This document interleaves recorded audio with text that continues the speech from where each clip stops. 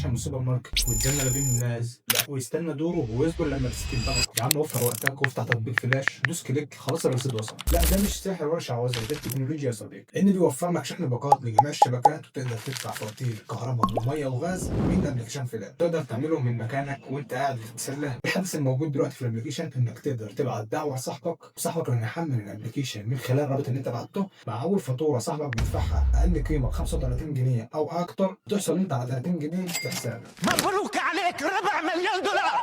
وبالنسبه لل 30 جنيه دول انت بتقدر تحصل عليهم في الايام العاديه من يوم السبت لحد الخميس، ولكن يوم الجمعه بينزل 60 جنيه بدل 30 جنيه. واجمد حاجه في الابلكيشن انك لما بتسجل اول مره تحصل على 50% على خصم على اول فاتوره. يعني لو بتشحن باقه راوتر ب 260 جنيه فانت هتشحنها بنص المبلغ، والخصم ال 50% ده بيبقى على الفواتير الارضي او فاتوره الانترنت المنزلي او سداد قروض. طرق الدفع المتوفره في الابلكيشن انك تقدر تدفع من خلال فودافون كاش، بطاقات ميزه او فيزا الخصم المباشر. يعني خلاص مش هتحتاج حاجه تاني، حمل فلاش وخليك اسرع من النت نفسه.